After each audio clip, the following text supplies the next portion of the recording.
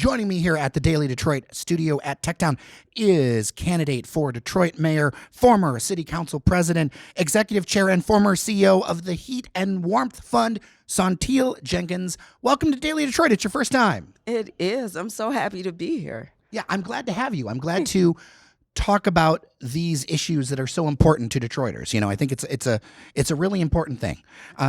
So, why don't we get started here introducing you to people? You obviously, people who've been following the city for a while know that you were a former city council president and things, but why now? Why run for mayor? Because at least to me as an outsider, this feels like you're asking for a lot of pain. First of all, I would say you're not an outsider. Anybody who knows you knows you're not an outsider. But also, it's not. I think it is a tough job, and it would be a tough job. But pain is what so many Detroiters are facing. It's not what, the person who's in the mayor's office, there is some sacrifice, but there's also great privilege. And it's about addressing the pain that so many Detroiters are still facing, whether it's the families I'm serving every day at Thaw or families who are still suffering and afraid because of the gun violence in some of the communities across the city of Detroit. Those are the people who are really feeling the pain, and it's a part of why I'm running. You chose to have your announcement at St. Suzanne in the city. Why select a venue like that? Because you've been around the city for a while. There's all kinds of beautiful venues. Why St. Suzanne? Yes, there are all kinds of venues around the city. But St. Suzanne represents so much of what this campaign is about, right? It's about the community. It's about the neighborhoods.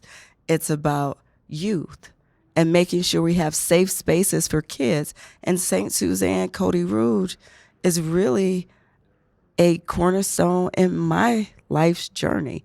I lived on Westwood. St. Suzanne sits between Westwood and Granville. I grew up on Westwood. My 14-year-old brother died on Granville shortly after he had left playing in a basketball game at St. Suzanne.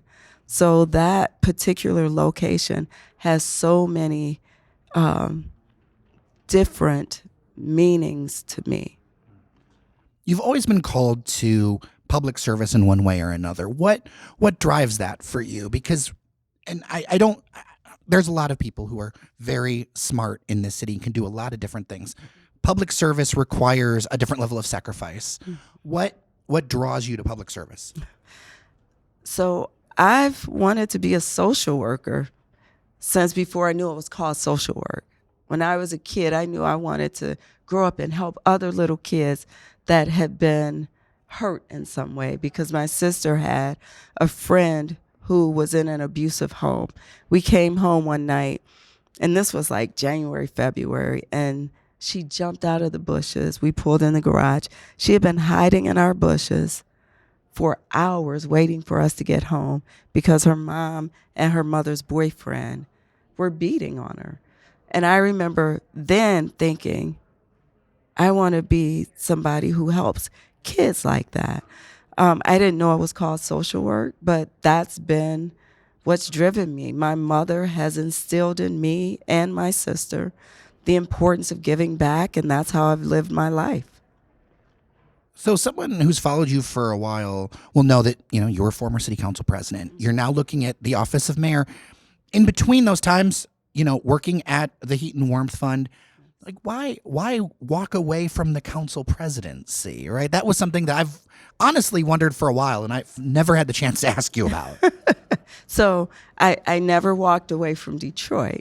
I chose to serve Detroit differently. And just a reminder, at the time I left, I wasn't still the council president. I was still a member of city council, and I had been the president through the toughest part, the bankruptcy. The week that I left council, we announced that we were exiting bankruptcy. We had our 10-year plan of adjustment in place. The courts were approving our exit from bankruptcy. The grand bargain was in place. So the most difficult work to get us through our darkest times had been done. And then this opportunity came along to serve families like the one that I grew up in. I lived in a house where we had no lights or no gas in the winter. I know what that feels like for families. And to be able to help families who were struggling the way my family had struggled, it was an opportunity that was important to me. So, what are some of the things in these experiences that you've learned that you think will help you when it comes to possibly being the mayor of the city of Detroit? Well, first, the last 10 years, I've been a CEO. I've learned how to be an executive where the buck stops with you. And it's important. It certainly, our legislators are doing very important work, but it's different from the work that the mayor has to do. You know, at the end of the day, once any legislation is passed, the mayor has to know how to execute, how to implement, how to manage. And that's what I've honed over the last 10 years, and I'm ready to manage the city. So, what are a couple of your top priorities with this? Let's say you do get elected through this. What is 1, 2, and 3? And I know that it's hard to say. There are so many priorities that the city's dealing with, and I'm not trying to belittle anything, but I have learned that if everything's a priority, nothing's a priority, right? You got to focus. That's fair. Yes. And I would say the first thing that we would need to do, the first two things would be making sure I have a strong team in place, but also making sure that we understand our revenues, we understand our liabilities, and then prioritizing how we spend and utilize our resources. And that includes master planning for each of the 7 districts. And I start with the master plan because it feeds into everything else. If we want to talk about affordable housing, if we want to talk about supporting and building more local Detroit-based businesses and creating more entrepreneurs, those things start with a master plan. And then making sure that tax incentives make sense. So if the master plan for District 7 says a movie theater, then we're offering incentives to developers who are going to bring a movie theater. And if you live in District 7, you get more incentives. If you live in Detroit, you get more incentives. So creating these plans for each of the 7 districts that make sense, that include public input from the people who live there, and then allow for the kind of developments, district by districts, that will help strengthen and build out our neighborhoods. I know that an ongoing frustration of some of our listeners is that they feel like there's a lack of plan. There's like we're in emergency mode still. Like we're still in the echoes of what you were talking about, where we're applying Band-Aids or we're doing things as we can do them. And that's not a slight against anyone specifically, but to look at a more holistic vision, maybe over the next 5, 10 years of what Detroit could be. What about things like zoning reform or looking at individual places where, okay, the city is, I know so many people want to get the city back to what it was, but the city also, cities change and evolve. And I feel like in some cases, we still have kind of prescriptions for a city that, it was the 50s, it was the 60s, and we love the pictures, but I'll be honest, like that's 60 years ago now, 70 years sometimes in some cases. Yes. And we have to remember that going back to what it wasn't always good for everybody, right? It's like make America great again. Great for who? Right? Becomes the question. So we don't want to make the city what it was. We want to make today's Detroit the best that it can be for everyone. And that's what this is about. And zoning, the reason that it all goes back to master planning, because zoning is a part of master planning.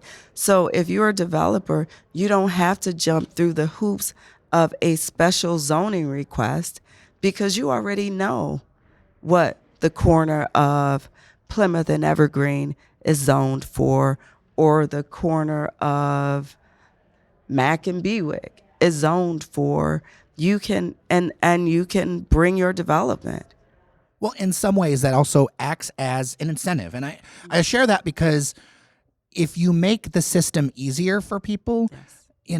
the more complicated a system is, and this is just my own opinion, but the more complicated a system is, the more money it costs to navigate it, which then shuts out the door to smaller developers, to minority players, to all kinds of things, because the people who have the most money have access to the lawyers. They have access. They can wait out every single process. Somebody who's trying to rehab a fourplex or a duplex somewhere, or trying to do a storefront, they don't have those resources. And it making the system work better, in my mind, would help create a more even playing field for everyone without having to go to the incentive bucket. I agree 100%. And it's not only do the folks with resources have more lawyers, they will often have the direct line to someone in City Hall, right? So like you said, if you're a small business owner with a duplex or a small restaurant owner, I was speaking with a young African-American woman who has a place downtown this past summer. It was August. She was still waiting for the approval for her permit for her patio. It's August in Detroit. We only have about 2 more weeks of summer, and you're still waiting for an approval. That shouldn't be the case. So yes, we have to make it easier for everyone. And that's where, I'll just say, that's where the executive experience comes in. So you've got this plan. What's next? Let's get through the planning process. You help define those things. I said, 2 or 3. So 2 and 3 for you. Okay. So it is the master planning, which includes better development, it includes better management, but then we have to bring it all together with a public transit system that makes sense and can get people to and from the places they need to be. And how do we get there? Because funding is an issue. There's a lot. There's multiple layers to this onion when it comes to transit. As listeners of the show will know, we've talked to Transit Writers United. We've talked to people at SMART, because although it's not something the mayor controls, you interact with the suburbs with a lot of those things, because there are so many Detroiters who go to work in the suburbs. Those kind of things. How do you start to address some of that? I know you don't have all the answers right now, but what are a couple of key things with transit to make it better that you'd like to see? Yeah. Well, I think one of the things that's happening now, which is encouraging, is more regional cooperation, which we know had not happened for a very long time. I think we're in this unique space today where we could get regional cooperation, and we could work together to go after federal funding and state funding to fund our local or regional public transit in a way that makes sense. Do you have any preferences on how that looks, or is that something that you kind of look at the process, like what form that would take? Would you bus rapid? Are you looking at bus rapid transit or increasing rail or people mover, or is it more of a fungible kind of flexible thing for you? So I think everything needs to be on the table. What we don't need is another people mover, which is very, it's very cool. When you come downtown, if you work downtown, if you're playing downtown, it's not a transit system, So we need the kind of transit that is going to get people to work, from work. We need transit that will support, young folks who don't want to drive, because we know today, everybody doesn't want to own a car, and a people mover system won't do that. So rail, rapid bus, we need to have all options on the table. You mentioned cooperation, and I think that is a crucial thing to talk about, not just with the suburbs, but also with Lansing. The mayor of Detroit is a very special position in that way. It's the whole region looks at the mayor and what they're doing. Yes. What are some of the ways that you'd want to work with Lansing, or priorities you'd like that you're like, okay, this has to happen on a state level? What are some changes that you'd like to see? I would love to look at the way sales taxes are applied, and see if, and depending on who you talk to, some will say it requires state legislation. Some say it requires a constitutional change. But in many states, municipalities can add 1% on top of the state sales tax. So it would be 7% sales tax in Detroit instead of 6%. If we were able to do that, it would create an opportunity to reduce income taxes, which could be another incentive for businesses to come and create jobs. It could reduce property taxes, which would be an incentive for more people to move and repopulate neighborhoods. But certainly looking at ways to restructure the way we apply taxes in the city of Detroit. Gun legislation, more sensible gun laws that keep people safe. I think that's very, very important, and it's something that is near and dear to my heart because I lost my brother to gun violence. And with your view on things through this lens of community work and wanting to be in social work and things like that, how do you feel that relates to the public safety question? Because a lot of Detroiters will say then you got to have safety first, right? So how do those two things come together for you when you think about, police chief and all the things? Because that's a huge part of the job of mayor of Detroit. Yes. So, in social work, we talk about the hierarchy of needs, right? And the first thing is always safety and security, because when you don't feel safe, it's hard to really think about any of the other things, right? So that's very important. And working with the police chief, the police department, to make sure not only that we are policing in a way that is punitive, we have to police in a way that is preventative. We have to police in a way that is community minded. So community policing is important. I talk about often community hubs and having community hubs that include everything from educational spaces to after school programs. I think the mini stations that we used to have would be important as well, and making sure that we have officers that are actually interacting with the public. I used to love the Blue Pigs. I don't know if you are you. Wasn't that the band? Pigs? That was the band. I remember. Yeah. They are they still around? I remember them in like the 2000s. Yeah, well, I remember them even before that. Well, yes, but yes, I think they are still around, but not in the same way. No matter what school you went to when I was younger, you knew who the Blue Pigs were. And it was a great opportunity to interact with the police in a way that did not involve something negative. So you were building and strengthening the community relationships and trust on both sides. When I had my youth violence prevention task force, I always had the police chief come and participate with us and the youth. And they'd sit in and we'd have these conversations that went both ways about the things that officers are thinking about, the things that teenagers are thinking about. You build trust by getting to know people and understand them. That makes me think of recent efforts, not just in Detroit, but across the country, of community violence initiatives. How do you approach those, think about those? There's a number of groups that it seems like they have been able to make a dent in helping as part of the mix around public safety. Yes. And there are some great groups out there, very innovative, who are making a difference. I would want to continue to work with the groups that are making a real difference. And then even the ones that aren't quite moving the needle, work with them to see, if there are ways where we can tweak their programs to make them more effective.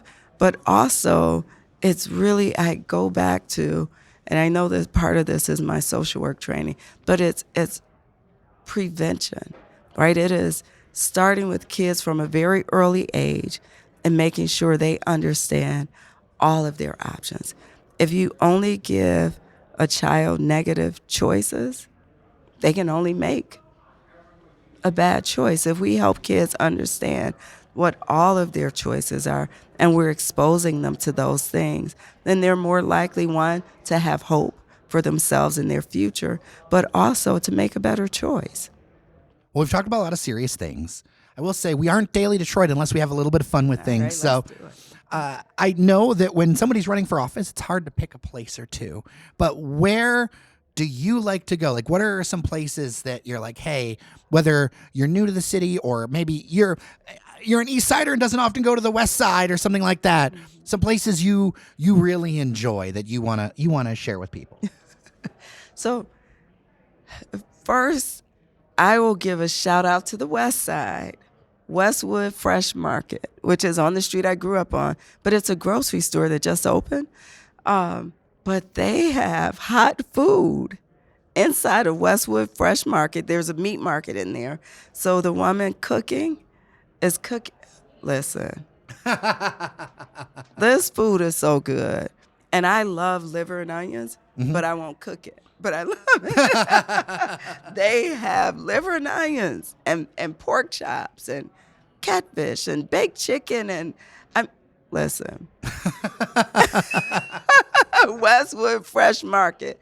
You can pick it up and take it home with you, and it is worth the drive. Even if you're an East Sider, it's on Westwood and Plymouth.